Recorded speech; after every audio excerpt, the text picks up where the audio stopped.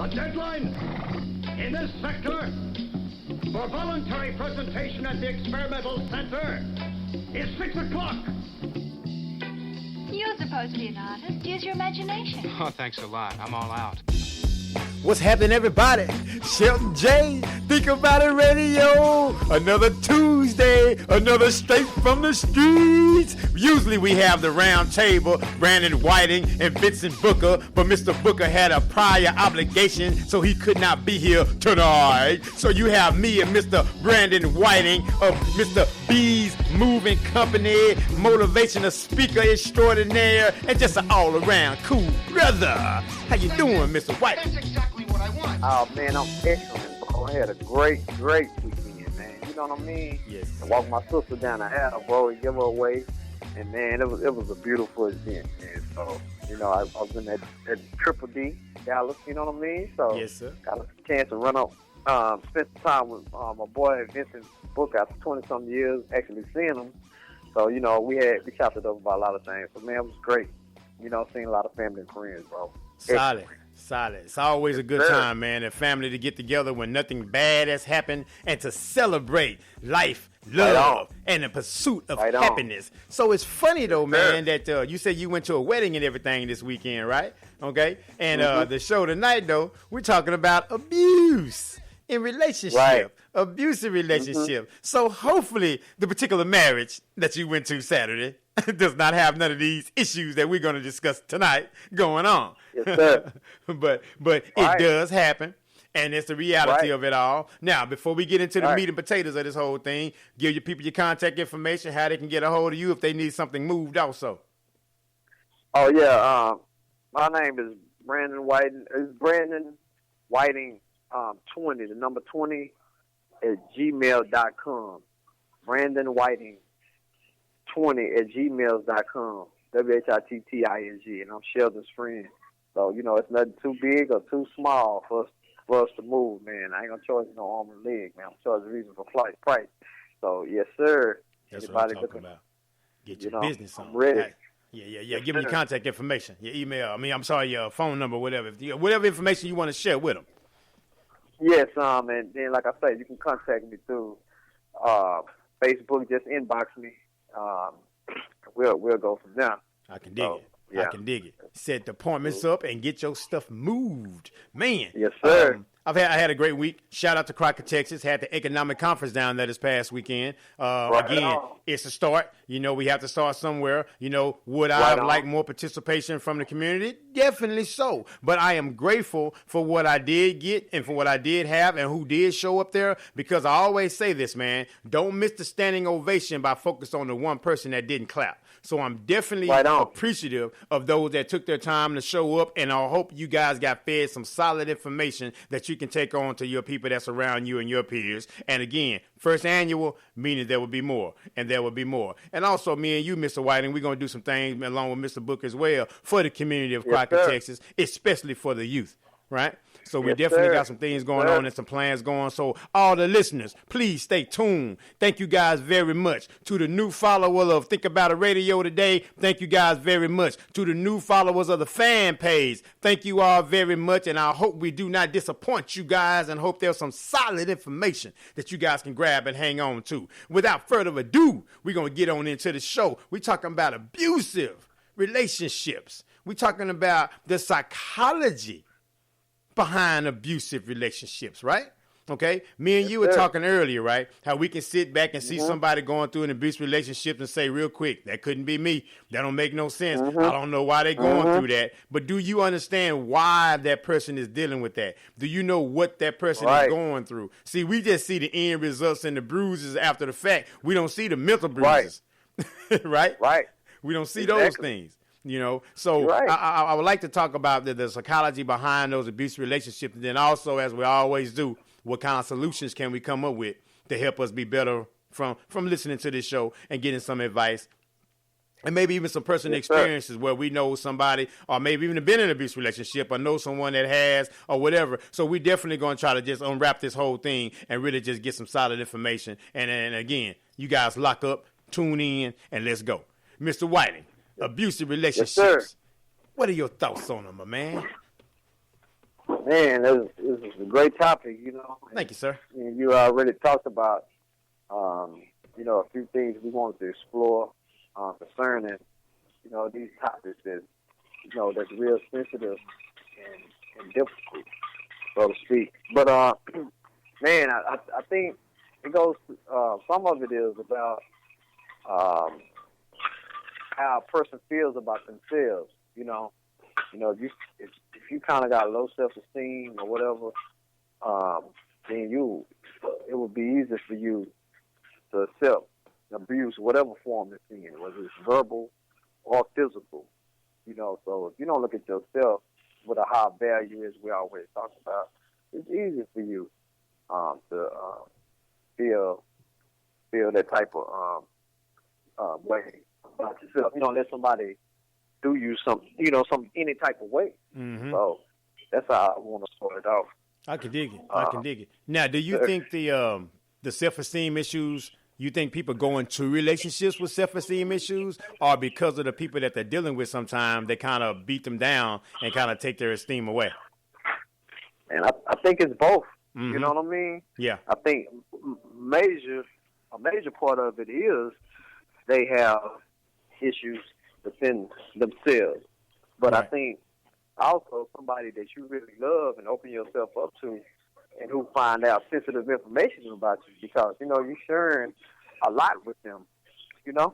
So then they can use that against you, something you struggle with, because everybody got some kind of weakness or form of weakness or whatnot, So right. when you start opening yourself up, sharing this information with them, this is easy, to open yourself up to somebody who can be able to use this and judge you and throw this back in your face. You know what I mean? Yeah. And yeah. it can hurt you. And I think of it from this degree, though, man. What gives anyone, right? What gives anyone the right to treat you less than a human being, less than someone that's special, less than a child of God? Who gave any person that right? To say that I'm going to treat you this way and you don't have no choice but to sit there and accept that. Who died and made you God? Who died and made you rule over everything and everybody? And so I always find that's very, the audacity. People have a lot of audacity, and that the people that pull those kind of things off and treat people that way, because, and when I see people do that though, man, and hear about situations, those people that are abusive, they don't love themselves, because you can't love yourself and somebody you laying with and dealing with and loving and caring on, and you got the nerve to put your hands on them in a violent way, you can't feel good about yourself, right? You got some esteem issues as well. And so to make you feel better about whatever you're doing in your life, you want to just literally beat somebody down. Not just mentally beat them down, also physically beat them down, right? Because, and you know what? Man, and you know what's crazy? I'm sorry, go ahead. I just say I agree with you, bro. You know what's crazy though, man, is that, like, say somebody go through abusive relationships, right? And then they finally leave. They finally leave that person. Do you know most deaths happen after the person leaves the abusive relationship? So it's like the Joker saying, you have the nerve to leave me. You had the nerve to get tired of me whooping you like you my child. Right? Or you my property. Exactly. So I'm just gonna kill you. And then some cases, you see it on the news, right? They kill themselves also. So if the end result was you gonna kill yourself, kill yourself. Exactly. Don't leave take me out care of it. But I want to say kind of what you saying, bro. Yeah.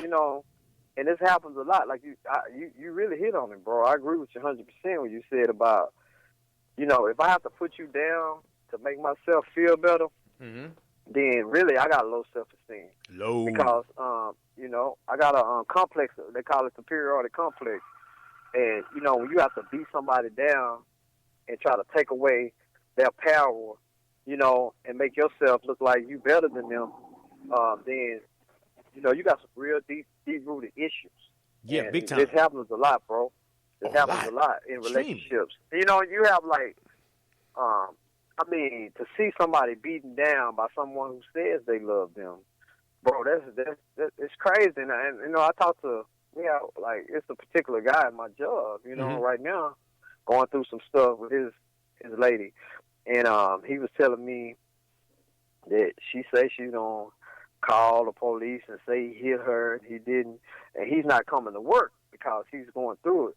And I was telling him, I was like, look, bro, it might be the main time you probably need to come to work. You can kind of get away from that, because it's one thing to be your heart hurting, but then you broke too. You know now what your I mean? pockets hurt. Yeah, and your pockets hurt. And, you know what I mean? Ouchie, my hey, pocket. man, and see, you speak. We talk about the power of words, and he was talking about, man, I be thinking about, man.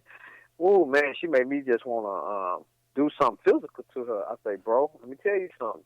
I've been in jail. You know what I'm saying? I've been in prison, and not because of that, but I used to hear stories about people who have went to jail behind that, getting into it with their lady, and, it started with words, then physical. Sometimes the women be aggressive and physical, but then the cops come and you go to jail. So a lot of brothers doing time. I say, bro, the best thing you can do is remove yourself from that situation, because if you don't, you end up in trouble. Then you locked up. Then what's going to happen? She's still going to be out here. You know what I mean? Doing whatever she's been doing, whatever, man. Right. Even if it's the guy doing, they're going to be doing whatever they're doing. Vice versa. Yeah. And to be balanced, like we're saying, there's a lot of guys who don't want to let these women go. They might have been cheating or whatever the situation, even if you wasn't, but y'all just not working. Let her go, man. You know what I mean? In peace. But, we don't want to do that, because we scared the next person going to get her or whatever, and she going to do better or whatever. You remember that song by Kelly Rowland and her dirty laundry? Yeah. She had a song about her laundry. Yeah. Yeah, that's kind of what we hitting on, right? Yeah. It's dirty, yeah, saturated. Yeah. Because that's what I'm saying, though, man. Is that okay? I'm not treating you right. I'm not happy with you, but then I'm going to get upset and physically harm you if you have the nerve to want to leave me.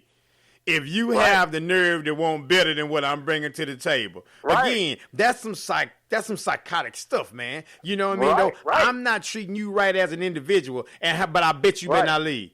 I dare you to leave me, or something gonna happen. But also, I want to say this too. A lot of times, people abuse other people in relationships when they feel they do not have a support system. Right? Because you have a lot of guys that physically and mentally beat these ladies sometime, man. I'm talking about guys because we're guys, okay? I'm talking about from that particular angle, right? They will isolate them from the friends, right? They will beat them down mentally. They will isolate them from their family. Now, all of a sudden, they don't really feel a need to tell anybody anything, because guess what? All you got is me. And then you're dang near embarrassed to say something about it, because, again, you've been mentally beat down and isolated and separated. So I tell all my listeners, all the listeners tonight, have a support system. Support the people in your life. If you have a family member and they want to talk to you about some things, don't go tell them what they should and shouldn't do. Be there to just listen to them. Be an ear. Be a shoulder. Hell, give them a bed if they need one to sleep in at the particular night. You just have to let them know that you are not alone. Right, bro. You are not in this by yourself. Hey, man, you're making a great point, like you're saying about this isolation, you know what I mean? And, and people say, how does they stay in a relationship like that? It didn't start off like that, first of all. No. Or you get so, we use the word infatuated, the honeymoon stage, you get caught up in a lot of those things, like, overlook them. Even though sometimes it may be red flags, but we caught up in other things. And one thing about abuse, they say, abusive person, they always promise they won't do it again. Yeah. They always say that Flowers, type of stuff. candy. You know what I mean? I'm sorry. Yeah. I love you. you. Feel me? But peep game, though. The person's getting abused, they hope that they do change. Right. They wish that they change. They're holding on hope amongst hope that I really do hope this person does change and do not put their hands on me again, because, as you say, I love this person. But it goes back to what, we kind of explored last week, and you brought up that good point about